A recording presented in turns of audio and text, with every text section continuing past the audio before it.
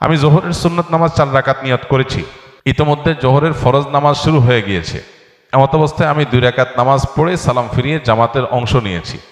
নিয়ত করেছি 4 রাকাতের, কিন্তু নামাজ পড়লাম 2 রাকাত। এতে আমার নামাজ হয়েছে কিনা? উত্তর হলো হ্যাঁ হয়েছে, কোনো অসুবিধা নেই, বরং এটাই উচিত।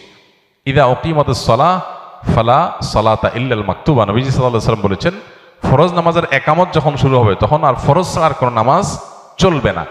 চলবে না মানে তখন আর কোনো নামাজ স্টার্ট করা উচিত না। এখন কেউ 4 রাকাত সুন্নতের নিয়ত করছে, 2 রাকাতের বৈঠকে একামত শুরু হয়ে গেছে, তখন সে সালাম ফিরে নামাজ শেষ করবে। নিয়ত করছে 4 রাকাত, পড়ছে কয় রাকাত? 2 রাকাত।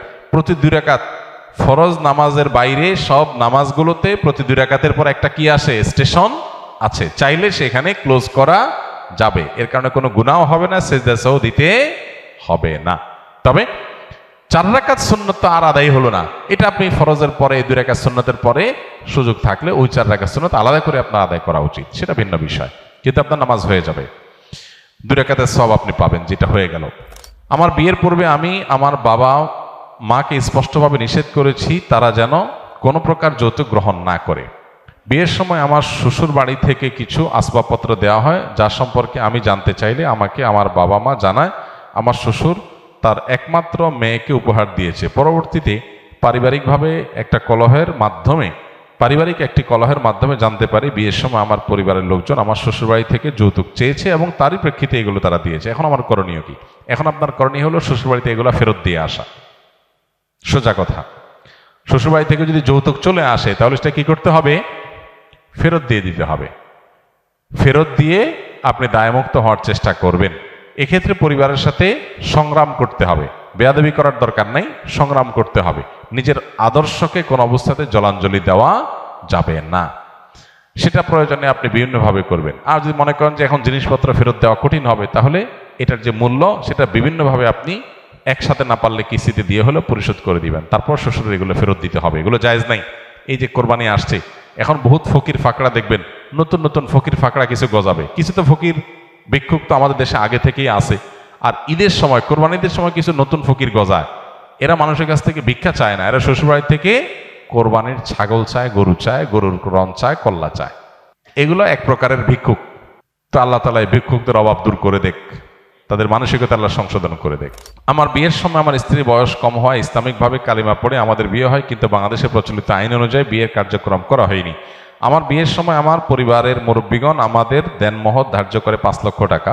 বিয়ের 1 বছর পর যখন আমার স্ত্রীর পূর্ণ বয়স হয়, তখন বাংলাদেশে আইন অনুযায়ী কাবিন করার বিষয়টি আসলে আমার বাবা মা আমাকে জানায় কাবিনের দেনমোহর 2 লাখ টাকা ধার্য করা হয়েছে, যা আমার মনে হয় আমার স্ত্রীর সাথে প্রতারণা করা হবে। আমরা ইসলামিক নিয়মকে প্রাধান্য দিতে চাই। এই বিষয়ে আমার বাবা মাকে বোঝানোর চেষ্টা করি, তারা বুঝতে চাচ্ছেন, আমার কি করব? খুব সহজ হিসাব তো, 5 লাখ ধার্য করছে, বাপ মা 2 লাখ বলতেছে, বলুক, আপনি আর 3 লাখ দিয়ে দেন, তেলিত হয়ে যায়। এ তো জটিল কোনো বিষয় না। নিজের বেস্ট ফ্রেন্ডকে বিয়ে করা জায়েজ হবে কিনা? বেস্ট ফ্রেন্ডের সংজ্ঞা কি? কোন ফ্রেন্ড, ছেলে এবং মেয়ে যাদের মধ্যে বন্ধুত্বের সম্পর্ক আছে, নাম দিয়েছেন বেস্ট ফ্রেন্ড, গুড ফ্রেন্ড বা ভালো বন্ধু। তার মানে কিছু খারাপ বন্ধু আছে। মূলত একজন ছেলে এবং একজন মেয়ে, প্রাপ্তবয়স্ক ছেলে মেয়ের সাথে যদি বন্ধুত্ব হয়, এটা কোনো যৌন আকাঙ্ক্ষা, যৌন চিন্তা ভাবনার ঊর্ধ্বে উঠে কোনো বন্ধুত্ব হলে সাধারণত মনে করা হয় যে এটা বেস্ট ফ্রেন্ড। আসলে বাস্তবে এটা কাগজে কলমে আছে, বাস্তবে এর কোনো অস্তিত্ব নাই। যদি বলেন যে বাস্তবে এরকম আছে, তাহলে বুঝতে হবে তাদের দুজনের একজন অথবা উভয় অসুস্থ, তাদের শারীরিক ট্রিটমেন্ট করতে হবে, কারণ আল্লাহ তাআলা সৃষ্টি করেছেন এইভাবে। সো এই বেস্ট ফ্রেন্ড বলতে আসলে কোনো কিছু নাই। গায়রে মাহরাম সবার সাথে বিয়ে করা, আপনার যদি মাহরাম না হয় তাহলে সে আপনি নাম দেন best friend, only friend, just friend. জেনা করার জন্য বহু এরকম শব্দ আপনার জেনাকে স্বাভাবিক করার জন্য বিদেশিরা ছড়াইছে, সেটা আমাদের সমাজে চলে আসছে। বিধায় এটা বেস্ট ফ্রেন্ড না, এটা বরং ব্যাড ফ্রেন্ড। কারণ বিয়ে বহির্ভূত বন্ধুত্ব করেছেন, এটা বিয়ে হয়ে গেলে তখন হবে কি? Best friend. ওয়াইফ হয়ে গেলে তখন কি হয়ে যাবে?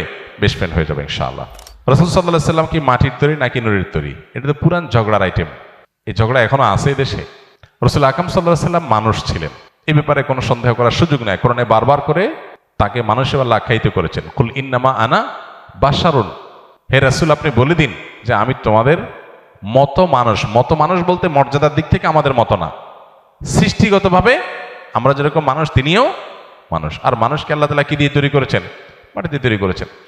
নবী করিম সাল্লাল্লাহু আলাইহি সাল্লাম নূরের তৈরি। এটা শুনতে ভালো শোনা যায় যে হ্যাঁ, নূর মানে আলো। মূলত আল্লাহ তাআলা যাকে মর্যাদা দিবেন তার মর্যাদা হবে। ফেরেশতারা সিজদা করছে আদম আলাইহিস সালামকে।